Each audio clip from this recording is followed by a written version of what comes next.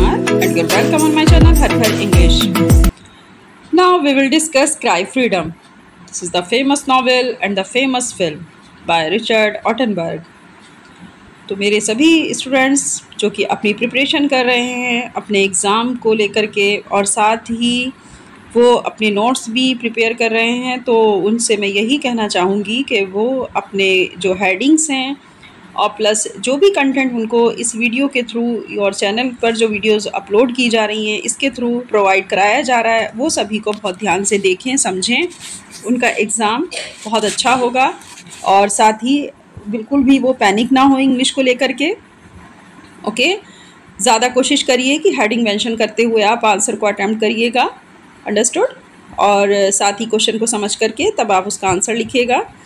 और मैं यही कहना चाहूँगी आप सबसे कि इतना मुश्किल नहीं है जितना आप लोगों ने बना रखा है। अगर आप अपना सेल्फ स्टडी कर रहे हैं, सेल्फ स्टडी के थ्रू लर्निंग प्रोसेस में हैं, तो आप ध्यान से हर क्वेश्चन को लर्न करिए, प्लस उसकी हेडिंग्स को तो ज़रूर याद कर लीजिए। और फिर जो अंदर का जो पैराग्राफ है, एक बार अगर आपको स्टोरी समझ आ जाती है तो आप अंदर का जो पैराग्राफ होता है उसको खुद से भी स्ट्रक्चर अपना प्रिपेयर कर लेते हैं। इसलिए बहुत ज़रूरी हो जाता है कि सेल्फ स्टडी करने वाले स्टूडेंट्स अपनी स्ट्रेटजीज़ को बदलें थोड़ा सा और फोकस करें लर्न करने पर। ज़्यादा से ज़्यादा जो टर्म्स आती हैं उन पे फोकस किया जाए कि कौन सी टर्म्स कहाँ पर यूज़ की गई है और इसका क्या मीनिंग है, इसको समझते हुए ही उसका यूज़ करिएगा। Okay, understood. चलिए स्टार्ट करते हैं। Question number 13, explain the theme of Cry Freedom by Richard Attenborough. Discuss the critical analysis of Cry Freedom by Richard Attenborough. आपसे 2 क्वेश्चन इस तरह से पूछे गए हैं। अगर वो थीम को पूछते हैं तो आपको तभी भी यही आंसर अटेम्प्ट करना है, और अगर क्रिटिकल एनालिसिस की बात होती है तो भी आपको यही आंसर अटेम्प्ट करना है। इसमें बिल्कुल भी आपको कंफ्यूज नहीं होना, ये ध्यान दीजिएगा। चलिए देख लेते हैं एक बार। पिक देखिए, ये एक ऐसी कहानी है, ये मैं पहले ही आपको स्टार्टिंग में इसका इंट्रो दे दूँ कि इसमें जो एक नीग्रो है, मतलब एक जो है वो इस तरह से देखा जाए एक ब्लैकिश पर्सन है और एक वाइटिश पर्सन है। शुरुआत में वाइटिश जो पर्सन था उसको ये ब्लैक पर्सन पसंद नहीं था, उसकी नीतियाँ पसंद नहीं थी क्योंकि वो एक नेता था, ठीक है। लेकिन जैसे जैसे आहिस्ता आहिस्ता ब्रिटिश जो होता है, जो कि एक जर्नलिस्ट है, वो जब इसके करीब जाता है, इससे बातें करता है, इसकी मतलब और इसके थ्रू जब ये करीब जाता है उस नीग्रो सोसाइटी के, उस मार्जिनल सोसाइटी के करीब जाता है जो कि एकदम अलग थलग कर दिया गया था, जिनको हर तरह की अपॉर्चुनिटीज़ से मतलब उनको दूर रखा जाता था। उनके पास अच्छी फैसिलिटीज़ भी नहीं थी, जो लाइवलीहुड के लिए नेसेसरी होती हैं वो चीज़ें भी नहीं थी। जब ये ब्रिटिश पर्सन को ये बात पता चलती है कि मतलब ये लोग इतना गरीबी और इतने दुख और पीड़ा में रहते हैं, तो इसे फिर इस नीग्रो पर्सन से बहुत ज़्यादा सिंपैथी हो जाती है। फिर ये दोनों लोग दोस्त भी बन जाते हैं। लेकिन इसी बीच क्या होता है, इसी दोस्ती के दौरान जो ये हमारा नीग्रो पर्सन है, इसको पुलिस उठा कर ले जाती है और पुलिस वाले इसको मारपीट करके इसको मार देते हैं। इसकी मतलब एक तरह से ही मर जाता है। अब ये जो जर्नलिस्ट पर्सन है इसको बहुत तकलीफ़ होती है क्योंकि इसके दोस्त को मार दिया गया और झूठा इल्ज़ाम लगा दिया गया, कहा गया कि ये भूख हड़ताल का था इसलिए ये मर गया, जबकि ऐसा नहीं था। पुलिस वालों ने इसको खूब मारा पीटा था कस्टडी में। अब ये वाइटिश पर्सन को लगता है कि मैं तो मतलब अगर देखा जाए तो ये लोग अपनी आज़ादी के लिए लड़ रहे हैं, अपनी आज़ादी के लिए आवाज़ उठा रहे हैं, इनके साथ जो जुल्म सितम हो रहा है ये उससे बचने के लिए आवाज़ उठा रहे हैं। तो वाइटिश पर्सन वहाँ रहकर तो कुछ नहीं कर सकता था, तो वो क्या करता है कि वो अपने मुल्क यूके मतलब अपने देश वापस लौट जाता है। यूके जा कर के फिर वो अपने जो उसकी पत्रकारिता थी, क्योंकि वो पत्रकार था, एक अच्छा जर्नलिस्ट था, वो आवाज़ उठाता है इन लोगों के लिए और यहाँ की सच्चाई पूरी बताता है कि यहाँ नीग्रो लोगों के साथ कितना ज़्यादा मतलब बहुत ही ख़राब बर्ताव किया जा रहा है, इनको हाशिए पर रखा जाता है, ये एक मार्जिनल कम्युनिटी बनती जा रही है। बहुत अच्छे से इनके बारे में वो एक्सप्लेन करता है और दुनिया के सामने इस सच्चाई को लेकर के आता है। इसीलिए इस पूरी मूवी या इस पूरी स्टोरी का नाम है क्राई फ्रीडम। क्राई का मतलब आप जानते हैं ना, क्राई का मतलब एक ऐसी चिल्लाहट के साथ रोना आज़ादी के लिए, ये था इसका मीनिंग। इंट्रोडक्शन देखते हैं अब आपको स्टोरी समझ आ गई होगी। Cry Freedom by Richard Ottenberg is a powerful drama film based on true events in apartheid era South Africa. Cry Freedom Richard Attenborough का एक पावरफुल ड्रामा है जो बेस्ड है सच्ची घटनाओं पर। ऐसा हुआ था उस ज़माने में, ध्यान दीजिएगा, यानी ये सच्ची घटनाओं पर है। अपार्थाइड एरा साउथ अफ्रीका, ये साउथ अफ्रीका का वो समय था जब रंग भेद चरम सीमा पर था। अपार्थाइड, इस टर्म को याद कर लीजिए, रंग भेद बोला जाता है, रंग के कारण लोगों को मार दिया जाता था कि काले लोग हैं, ये गोरे लोग हैं, इस टाइप से करके। It is adapted from the books Biko and Asking for Trouble by journalist Donald Woods। Donald Woods journalist की दो बुक हैं जिनका नाम है बाइको और दूसरी का नाम है आस्किंग फॉर ट्रबल। दोनों से ही इसको लिया गया था, मतलब दोनों ही बुक से इस स्टोरी को उठा करके इन्होंने एक मूवी बनाई जिसका नाम था cry freedom. Summary of Cry freedom, पहले हम सेटिंग देख लेते हैं। South Africa in the 1970s during the apartheid regime, a system of institutionalized racial segregation and discrimination। बोला जा रहा है आपसे कि साउथ अफ्रीका में उस टाइम पर 1970 के दशक की बात है जब दक्षिण अफ्रीका, जहां श्वेत सरकार द्वारा ही रंगभेद का कानून लागू था, मतलब जो गवर्नमेंट थी वही इस तरह के कानून को लागू कर रही थी और साथ में उन्होंने ही पूरी तरीके से देखा जाए तो क्या कर रखा था, डिस्क्रिमिनेशन पैदा कर रखा था दो लोगों के बीच में, गोरे और काले लोगों के बीच में। मैन कैरेक्टर्स कौन कौन हैं?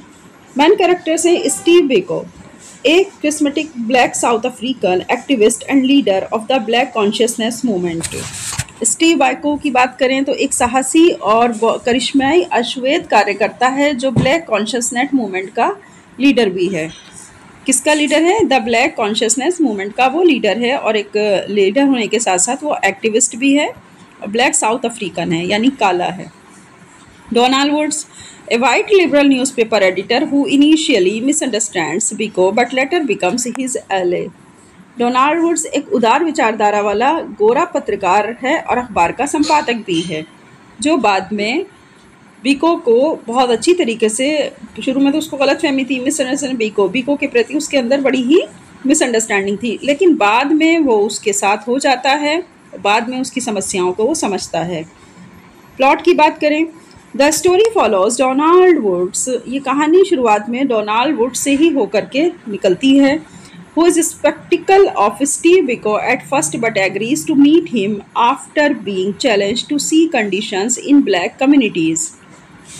कहानी की शुरुआत डोनाल्ड वुड्स से होकर गुजरती है जो शुरू में स्टीव बिको की विचारधारा को सस्पिशियस पॉइंट ऑफ व्यू से देखता है, लेकिन अब क्या हुआ, बाद में challenge to see condition in black communities, और उसे बहुत, मतलब ब्लैक कम्युनिटीज़ से बहुत ज़्यादा हमदर्दी भी नहीं थी। हाँ, ये ज़रूर था कि वो ये मानता था कि इनके सामने चैलेंजेस ज़्यादा हैं। Through their meetings, Woods comes to respect Biko's intelligence, compassion, and commitment to non-violent resistance against apartheid। बाद में जब वो मिलता है बीको से तो वुड्स की सारी गलतफहमियां दूर हो जाती हैं। वुड्स बीको की इज्जत करने लगता है, उसकी इंटेलिजेंसी की, उसके कंपेशन की, उसकी कमिटमेंट की, उसके नॉन वायलेंट रेजिस्टेंस की, और जो वो अपार्थाइड लोगों के लिए अगेंस्ट, मतलब उनकी ये रंग भेद मत करो, रंग भेद वाली विचारधारा के जो अगेंस्ट में वो काम कर रहा था, वो उसकी रेस्पेक्ट करने लगता है। कौन करने लगता है? Woods. Biko is later arrested and dies in police custody under suspicious circumstances। बाद में बीको को अरेस्ट कर लिया जाता है और पुलिस कस्टडी में ही उसकी सस्पिशियस सर्कमस्टेंसेस में मौत हो जाती है। ठीक है, तो क्या होता है कि इनके बीच में, हालांकि वो हो गई थी दोस्ती, मगर उसी बीच में एक वो आता है, एक ऐसा मोमेंट आता है जब बीको को गिरफ्तार कर लिया जाता है और पुलिस कस्टडी में उसकी सस्पिशियस सर्कमस्टेंसेस में मौत हो जाती है। The government claims it was a hunger strike. Government उसके ऊपर ये इल्ज़ाम लगाती है कि वो भूख हड़ताल पर था। But Woods uncovers evidence of police brutality. लेकिन वुड्स इस बात का गवाह था और इस चीज़ को अनकवर करता है कि पुलिस की क्रूरता के कारण ऐसा हुआ। Determined to expose the truth, वो ये दृढ़ निश्चय कर लेता है कि वो इस सच को सामने ला कर रहेगा। Woods attempts to publish Biko's story and the truth about apartheid, but he faces increasing persecution from the South African government. Woods पूरा प्रयास करता है बीको की स्टोरी को पब्लिश करने का, उस सच को सामने लाने का जो रंग भेद के माध्यम से किया जा रहा था, या रंग भेद की आड़ में किया जा रहा था, और वो ऐसे चेहरे, ही फेसेस इंक्रीजिंग परसिक्यूशन, और वो बहुत ज़्यादा मुश्किलों का सामना करता है। कौन करता है? Donald Woods. बहुत ही उसके साथ में अब दिक्कतें पैदा होने लगी थी। वो साउथ अफ्रीकन गवर्नमेंट के ख़िलाफ़ भी खड़ा होता है और सारे चैलेंजेस को फेस करता है। उसकी मुश्किलें बढ़ रही थी। Eventually Woods is forced to flee the country with his family in a dangerous escape. उसके ऊपर एक दबाव आ जाता है कि अब इस कंट्री को छोड़कर चले जाना चाहिए और वो अपनी फैमिली को लेकर इस खतरनाक एरिया से बचकर निकल जाता है। He succeeds in reaching the UK. वो कामयाब हो जाता है यूके पहुंचने में। Where he publishes Biko's story and becomes an international voice against apartheid. जहाँ पर जाकर के वो बीको की कहानी को पब्लिश करता है और इंटरनेशनल लेवल पर उसकी आवाज़ उठाता है। रंगभेद के ख़िलाफ़ इस आवाज़ को फिर अंतर्राष्ट्रीय स्तर पर उठाया जाता है। थीम क्या थी? अगर थीम बेस्ड अगर हम बात करें कि कौन कौन सी थीम पर इस मूवी को दिखाना था या किन मुद्दों को उठाना था इस मूवी के थ्रू। फर्स्ट ऑफ ऑल है injustice and oppression under apartheid. रंगभेद और सामाजिक अन्याय के खिलाफ इस मूवी की आवाज़ को उठाया जाना था। Courage in the face of tyranny. नस्लों की जो साहस और सच्चाई के लिए जो संघर्ष करते हैं, फेस ऑफ टायरनी यानी जो एक तरीके से देखा जाए तो ऐसे लोगों को इनकरेज करना जो सच्चाई के लिए संघर्ष कर रहे हैं। Cross racial friendship and understanding. नस्लों के बीच जो दोस्ती और समझ है उसको बढ़ावा देना, यानी कि रंग भेद से कुछ नहीं होता है भाई। जो वुड्स है वो तो देखो वाइटिश पर्सन है, लेकिन वो फिर भी बहुत ज़्यादा हमदर्दी अपने बीको से करने लगता है क्योंकि वो बीको का एक अच्छा फ्रेंड बन जाता है। तो उसके दिमाग में तो कहीं से नहीं आता कि ये नीग्रो है तो मैं इससे दोस्ती क्यों करूँ। जब उसे उसकी चीज़ें समझ आती हैं बाइको की, तो वो बाइको को बहुत अच्छी तरीके से समझ करके उससे दोस्ती करता है और प्लस उसके लिए बेइंतहा सिंपैथी भी रखता है। लास्ट में वही उसके लिए आवाज़ भी उठाता है। ठीक है, तो ये था cross racial friendship and understanding, मतलब नस्लों के बीच जो समझ और दोस्ती है उसको बढ़ावा देना। Freedom of the press and truth telling. सबसे ज़्यादा जो पॉइंट है वो इसी पर उठाया जाता है कि अभिव्यक्ति की स्वतंत्रता, मतलब प्रेस को ये स्वतंत्रता होनी चाहिए कि वो सच को बता सके। ये इसके 4 पॉइंट्स हैं जिसके ऊपर ये थीम बेस्ड थी। और इस मूवी का जो ऑब्जेक्ट था, जो ऑब्जेक्टिव्स थे वो यही थे कि ये 4 आवाज़ें उठाना इंटरनेशनल लेवल पर, ताकि नीग्रो लोगों के साथ फिर कभी इस तरह की कोई घटना ना घटे और ना ही उनको मार्जिनल कम्युनिटी में रखा जाए, बल्कि वो भी हम लोगों के साथ बीच में मिक्स होकर के रहें, उनको अपॉर्चुनिटीज़ प्रोवाइड कराई जाए, उनको एजुकेशन की अच्छी फैसिलिटी दी जाए। इसलिए इस मूवी को बनाने का मकसद यही था रिचर्ड ऑटनबर्ग का। अंडरस्टूड? ये थी आपकी मूवी क्राई फ्रीडम। नाम से ही पता चल रहा है कि आज़ादी के लिए रोना। चलिए सभी स्टूडेंट्स ध्यान दीजिए इस बात पर कि आपको इस सबको लर्न करना है और ये बहुत ही मोस्ट इम्पॉर्टेंट क्वेश्चन है, ये ज़रूर आ सकता है आपके एग्ज़ाम में। जो भी वीडियोज़ यहाँ पर अपलोड की जा रही हैं वो सभी अब आपके एग्ज़ाम के पर्पज़ से बहुत ही इम्पोर्टेंट वीडियो हैं। सब देखा करिए, बिना स्किप किए देखिए, ज़्यादा से ज़्यादा चैनल को शेयर करिए, सब्सक्राइब करिए। Okay, bye bye, all the best.